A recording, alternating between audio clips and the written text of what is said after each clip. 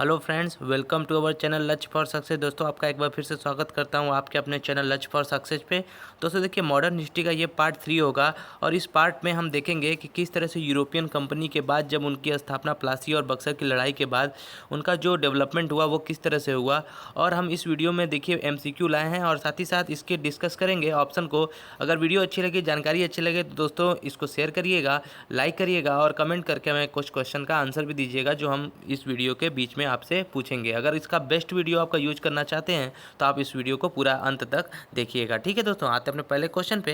देखिए, हमारा पहला क्वेश्चन है आज का, वह है कि बंगाल के प्रथम गवर्नर जनरल कौन थे। देखिए, बंगाल के प्रथम जो गवर्नर जनरल थे वह थे वारेन हेस्टिंग। इसलिए इसका देखिए करेक्ट आंसर हो जाएगा option number B, Warren Hastings. देखिए, वारेन हेस्टिंग जो थे वो 1773 से, कब, 1773 से 85 तक भारत के, अरे भारत के नहीं सॉरी, बंगाल के गवर्नर जनरल थे। और साथ ही साथ मैं एक बात और बता दूं आपको दोस्तों कि जो ऑप्शन नंबर सी में दिया है लॉर्ड मेयो, देखिए लॉर्ड मेयो के ही शासनकाल में 1872 में सबसे पहले जनगणना भारत में शुरू की गई थी। ठीक है, तो इस तरह से आते हैं अपने नेक्स्ट क्वेश्चन पे। हमारा अगला क्वेश्चन देखिए आज का दूसरा क्वेश्चन है। दूसरे क्वेश्चन की चर्चा कर लेते हैं। दूसरा हमारा क्वेश्चन है, देखिए कोलकाता में एशियाटिक सोसाइटी की स्थापना के समय बंगाल का गवर्नर जनरल कौन था। दोस्तों देखिए, सबसे पहले मैं बता दूं, एशियाटिक सोसाइटी ऑफ बंगाल की स्थापना जो की गई थी वो विलियम जोन्स द्वारा की गई थी। किसके द्वारा?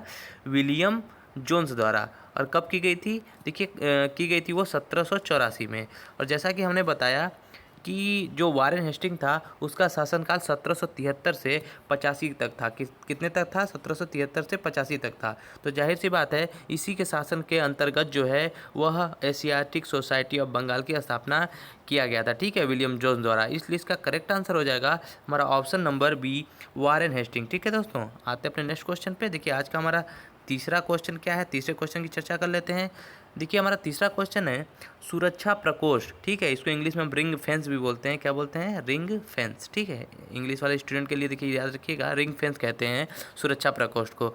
इसकी पॉलिसी जो थी, नीति थी, उसको किसने सबसे पहले अपनाया था। ठीक है, देखिए ऑप्शन नंबर है Henry Lawrence, option number B है Lord Dalhousie, option number C है वारेन हेस्टिंग या ऑप्शन नंबर डी है लॉर्ड हेस्टिंग। तो दोस्तों देखिए, रिंग फेंस जो पॉलिसी थी, मैं आपको सबसे पहले बता दूं कि देखिए दोस्तों, जो अंग्रेजों को सबसे ज़्यादा डर था वो फियर करते थे मराठों से और अफगानों से। और उस समय मराठों और अफगानों से सबसे ज़्यादा डर था अंग्रेजी ईस्ट इंडिया कंपनी को। इसलिए देखिए उन्होंने रिंग फेंस की पॉलिसी अपनाई और उसके तहत उन्होंने अवध और बहुत सारे अपने जो बफर स्टेट का स्थापना किया। बफर स्टेट का मतलब ये है कि उन्होंने अपने अगल बगल के सारे स्टेट से मैत्री संधि कर ली, यानी एक तरह से उन्हें पैक्ट कर लिया, ट्रीटी कर ली उनसे, और अपनी सेना उनके पास उनकी रक्षा के लिए भेज दिया, जिसकी वजह से वो भी सुरक्षित हो गए। किससे? वो भी सुरक्षित हो गए मराठों और अफगानों से। इस तरह से सुरक्षा प्रकोष्ठ की नीति सबसे पहले अपनाई थी वारेन हेस्टिंग ने। इसलिए इसका देखिए करेक्ट आंसर हो जाएगा हमारा option number C, Warren Hastings सबसे पहले सुरक्षा प्रकोष्ठ की नीति यानी रिंग फेंस की पॉलिसी को अपनाता है। ठीक है, आते हैं अपने नेक्स्ट क्वेश्चन पे। देखिए आज का हमारा चौथा क्वेश्चन क्या है, चौथे क्वेश्चन की चर्चा कर लेते हैं।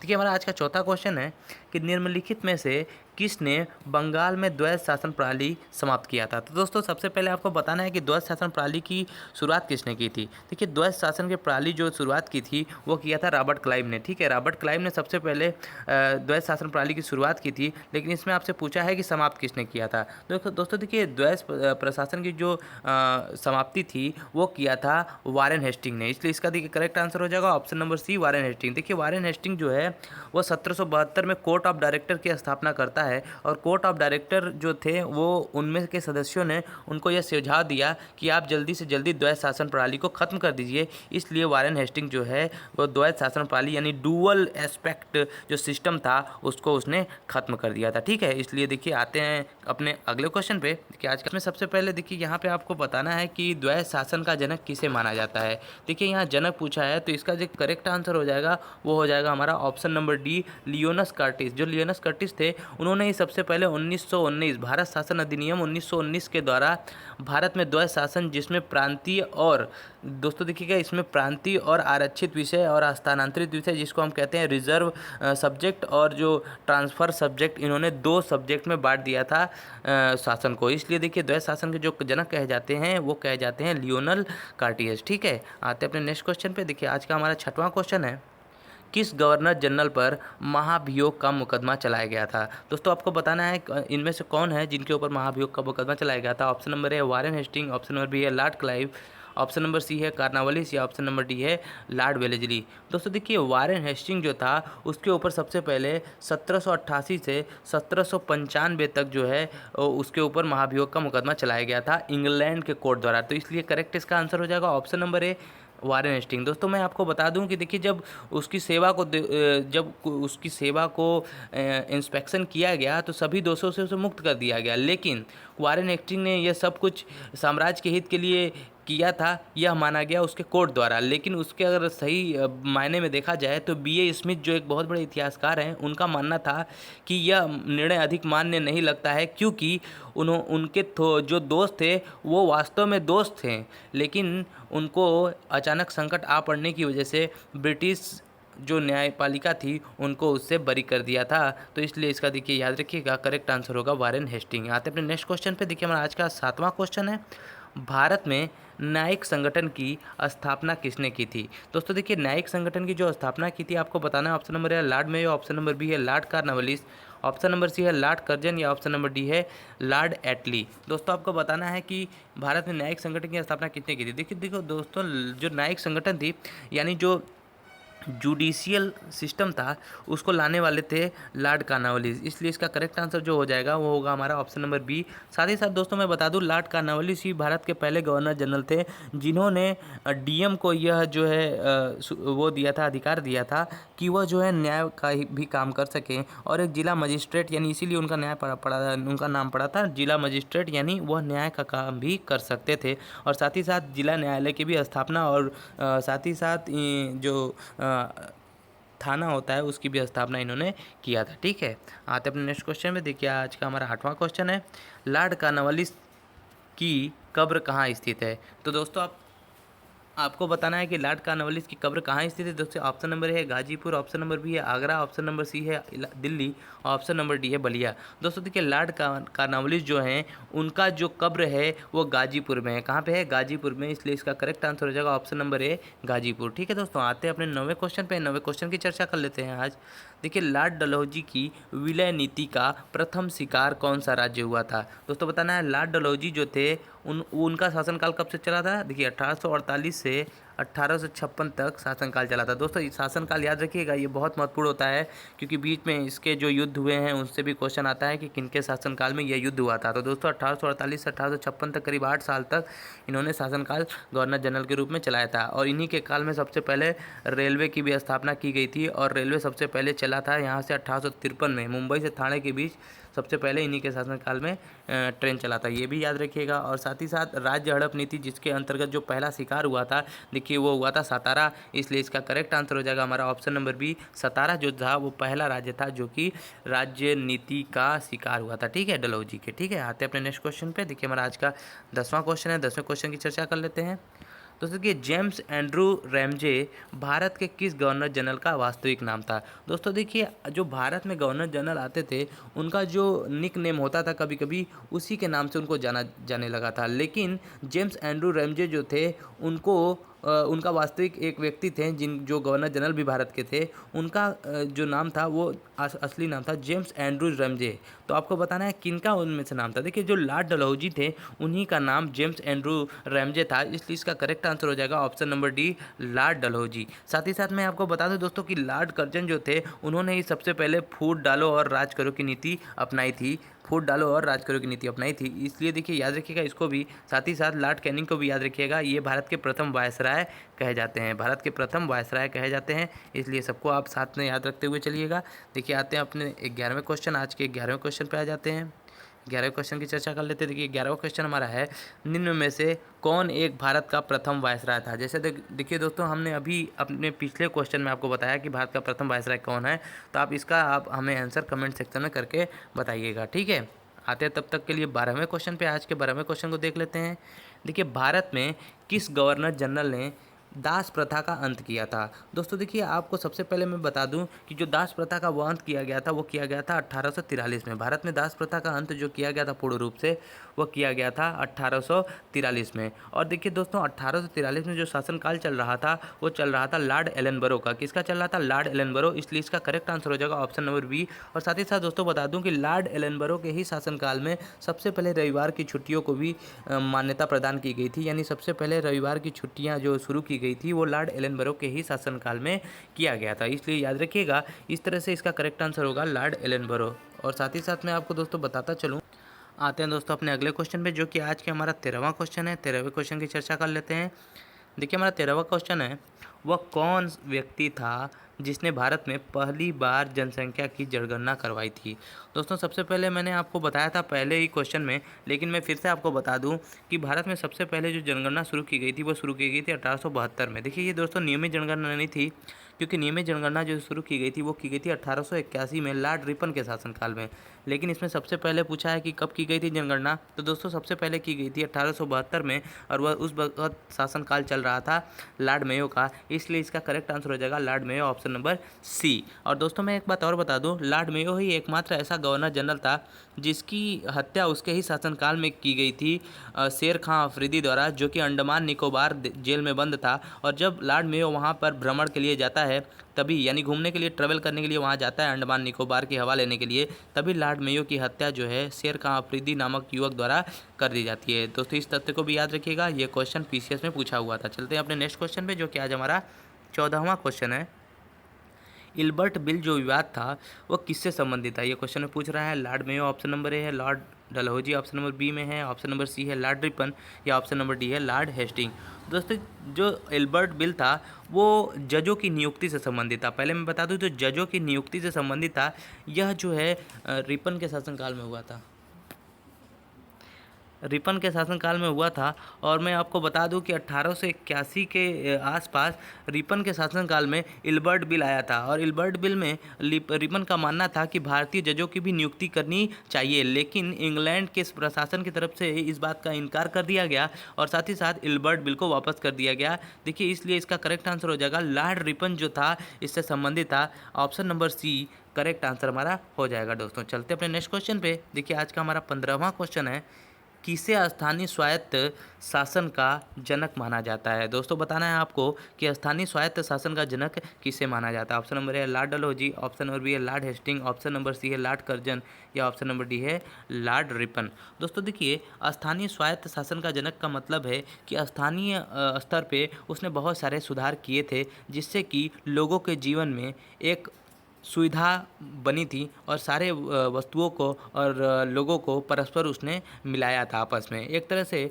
वो भारत में एक अच्छा व्यक्तित्व और अच्छे छवि का व्यक्ति था, जो कि भारत में गवर्नर जनरल की भूमिका निभा रहा था, और वह व्यक्ति था लॉर्ड रिपन। दोस्तों इसलिए इसका करेक्ट आंसर हो जाएगा हमारा option number D, Lord Ripon. ठीक है, आते हैं अपने नेक्स्ट क्वेश्चन पे। आज का हमारा 16वां क्वेश्चन है। आज की 16वें क्वेश्चन की चर्चा कर लेते हैं।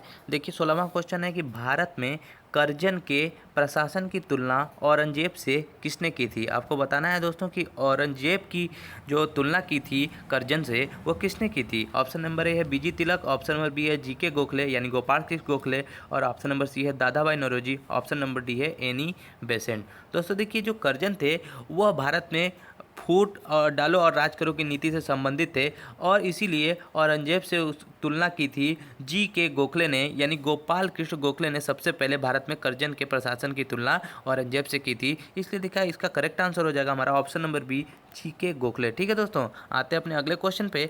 देखिए, हमारा अगला क्वेश्चन आज का 17वां क्वेश्चन होगा।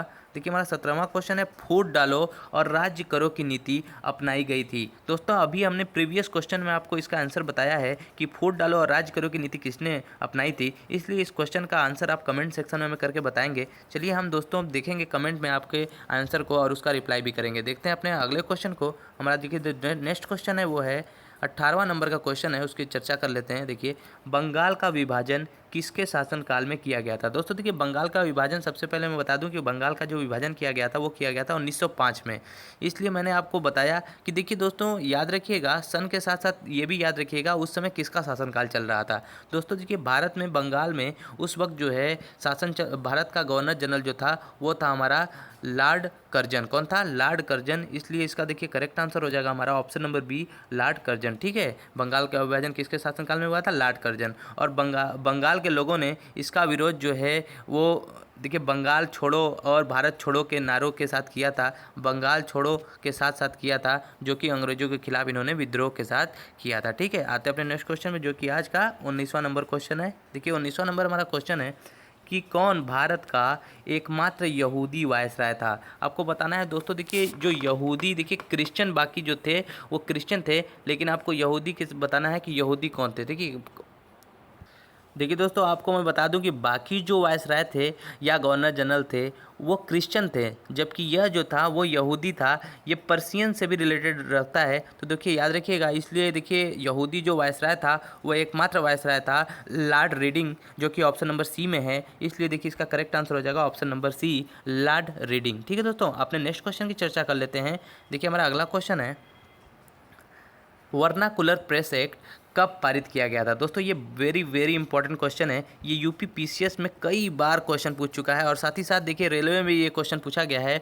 वर्नाकुलर प्रेस एक्ट जो था वो देखिए दोस्तों कि भारत में जो प्रेस थी यानी मीडिया जो थी, उस वक्त जो प्रिंट मीडिया थी यानी न्यूज़पेपर थे, उनके ऊपर प्रतिबंध लगाने का कार्य अंग्रेजों ने, ईस्ट इंडिया कंपनी ने किया था उस वक्त। क्योंकि जो भी अंग्रेज के खिलाफ लिखता था न्यूज़पेपर, उस पर प्रतिबंध लगा दिया जाता था वर्नाकुलर प्रेस एक्ट के द्वारा। तो इसलिए देखिए दोस्तों वो पारित किया गया था 1878 में, जो कि ऑप्शन नंबर ए में दिया है। इसलिए देखिए करेक्ट आंसर हो जाएगा 1878। जो कि ऑप्शन नंबर बी में 1757 जो दिया है वो हम आपको बता दें कि 1757 में प्लासी की लड़ाई हुई थी। इसलिए देखिए ये डेट भी याद रखिएगा। 1764 जो ऑप्शन नंबर सी में दिया है उसमें आपका बंगाल में देखिए याद रखिएगा बक्सर की लड़ाई सबसे पहले हुई थी, तो ये भी याद रखिएगा सन आप।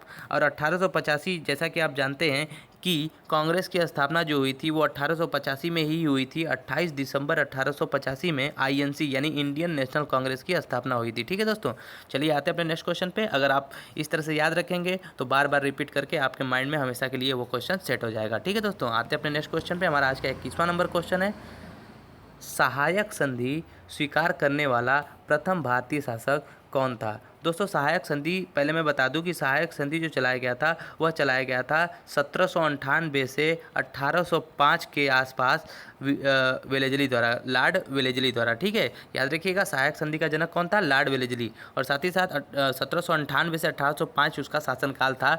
देखिए दोस्तों जो सहायक संधि को स्वीकार करने वाला प्रथम भारतीय शासक था वह था हैदराबाद का निजाम। इसलिए इसका देखिए करेक्ट आंसर हो जाएगा हमारा ऑप्शन नंबर बी, हैदराबाद का निजाम जो था उसने सबसे पहले सहायक संधि स्वीकार किया था। देखिए सहायक संधि जो था वो मुख्य रूप से इस प्रकार की एक सिस्टम होती थी जिसमें अंग्रेज सैनिक उन राज्यों की रक्षा करते थे जिनसे यह संधि हो जाती थी। इसके एवज में वहाँ के जो राजा महाराजा होते थे या वहाँ के शासक होते थे वह उनका सारा खर्चा वहन करते थे, यानी सारा खर्चा वो बियर करते थे, और उनके उपलक्ष्य में सारे सैलरी को भी सैनिकों को देते थे। ठीक है दोस्तों, आते हैं अपने नेक्स्ट क्वेश्चन पे। देखिए हमारा आज का 22वां नंबर क्वेश्चन है, भारत में सती प्रथा कब समाप्त की गई थी। दोस्तों सबसे पहले मैं बता दूं आपको कि सती प्रथा, आप क्या आंसर देखिए, ऑप्शन नंबर ए है 1922, ऑप्शन नंबर बी है 1829, ऑप्शन नंबर सी है 1920, ऑप्शन नंबर डी है 1930। दोस्तों देखिए भारत में जो सती प्रथा का अंत किया गया था वह किया गया था 1829 में। इसलिए देखिए इसका करेक्ट आंसर हो जाएगा ऑप्शन नंबर बी। और उस वक्त जो शासनकाल चल रहा था भारत में वह चल रहा था लॉर्ड विलियम बेंटिक का। किसका चल रहा था? लॉर्ड विलियम बेंटिक का। तो याद रखिएगा, दोनों क्वेश्चन आप याद रखिएगा साथ ही साथ। और देखिए इसमें जो ऑप्शन और दिया है उसके बारे में भी चर्चा कर लेते हैं। दोस्तों देखिए लॉर्ड विलियम बेंटिक और साथ ही साथ कर्नल सलीमन उसके सहायता से इसने खत्म किया था। और इसमें जो है राजा राम मोहन राय जिन्होंने ब्रह्म समाज की स्थापना की थी थी उनका भी बहुत बड़ा हाथ था सती प्रथा को ख़त्म करने में। जो सती प्रथा जो व्यवस्था होती थी उसमें देखिए दोस्तों, जब किसी भी औरत का हस्बैंड मर जाता था तो उसमें जो है उनको आग के लपटों पर बैठाकर मृत्यु के घाट उतार दिया जाता था, जिसको समाप्त किया गया सती प्रथा के कानून द्वारा। ठीक है, इसलिए देखिए इसका करेक्ट आंसर होगा 1829 में। और साथ ही साथ ऑप्शन नंबर जो सी दिया है 1920 में देखिए दोस्तों असहयोग आंदोलन सबसे पहले चलाया गया था महात्मा गांधी द्वारा। इसको भी साथ ही साथ याद रखते चलिएगा। और साथ ही साथ दोस्तों देखिए 1930 जो दिया है ऑप्शन नंबर डी में, उसमें सविनय अवज्ञा आंदोलन जो कि नमक कानून के लिए उसके विरोध में चलाया गया था, इसको भी याद रखिएगा। साथ ही साथ देखिए 1922 जो ऑप्शन नंबर ए में दिया है वो 5 फरवरी 1922 में जो चौरा चौरी हत्याकांड घटा था उसमें याद रखिएगा। इस तरह से देखिए चारों ऑप्शन को हमने देख लिया, चारों क्वेश्चन को आप याद रखिएगा। और साथ ही साथ देखिए इस क्वेश्चन का आंसर हो जाएगा ऑप्शन नंबर बी 1829, सती प्रथा को खत्म किया गया था। आते अपने नेक्स्ट क्वेश्चन पे। देखिए हमारा आज का 23वां नंबर क्वेश्चन है। देखिए भारत में किस वर्ष बंगाल से दासों के निर्यात पर रोक लगा दिया गया था। देखिए दोस्तों भारत में बंगाल से जो दासों का जो है निर्यात किया जाता था, विभिन्न देशों में भी किया जाता था और साथ ही साथ भारत के विभिन्न राज्यों में भी किया जाता था। तो उस समय देखिए 1789 वो सन था जब भारत में बंगालों से दासों के निर्यात पर यानी एक्सपोर्ट पर पूरी तरह से स्लेब को रोक लगा दिया गया था। इसलिए देखिए इसका करेक्ट आंसर हो जाएगा हमारा 1789 ऑप्शन नंबर बी। जैसा कि हमने पहले ही बताया आपको 1764 जो है बक्सर की लड़ाई से संबंधित है देखिए दोस्तों। और 1881 जो कि लॉर्ड रिपन के शासनकाल से देखिए इससे संबंध किया जा सकता है। ठीक है दोस्तों, तो ये याद रखिएगा, साथ ही साथ हर चीज़ों को आप याद रखते हुए चलिएगा। आते अपने नेक्स्ट क्वेश्चन पे। हमारा अगला क्वेश्चन है 24वां नंबर क्वेश्चन है कि श्रीलंका देखिए कब आज़ाद हुआ था। देखिए भारत तो आज़ाद हुआ था 1947 में, तो इसमें आप श्रीलंका को आज़ाद करने के लिए क्या करेंगे, बस इसमें एक जोड़ दीजिए, आपका क्या हो जाएगा 1948। और 1948 में ही जो है आपका आज़ाद हुआ था श्रीलंका, इसलिए इसका करेक्ट आंसर हो जाएगा ऑप्शन नंबर बी 1948। ठीक है दोस्तों, आते हैं अपने नेक्स्ट क्वेश्चन पे। देखिए आज का हमारा 25वां क्वेश्चन है और 25वें क्वेश्चन का आंसर आप कमेंट सेक्शन में हमें बताएंगे। इस क्वेश्चन का आंसर मैं आपको नहीं बताऊंगा। देखिए इस क्वेश्चन मैं आपको पढ़ के बता देता हूँ कि विधवा पुनर्विवाह अधिनियम कब पारित हुआ था। Option number A 1855, option number B 1857, option number C है 1856 या ऑप्शन नंबर डी है 1869। ठीक है दोस्तों, देखिए ये आपको हिंट के लिए मैं बता देता हूँ, ये लॉर्ड कैनिंग के शासनकाल में पारित हुआ था। ठीक है, तो आप इसका आंसर कमेंट सेक्शन में करके बताइएगा। आपको वीडियो कैसी लगी आप बताइएगा हमें कमेंट सेक्शन में करके। तब तक के लिए मिलते हैं अगले वीडियो में। धन्यवाद।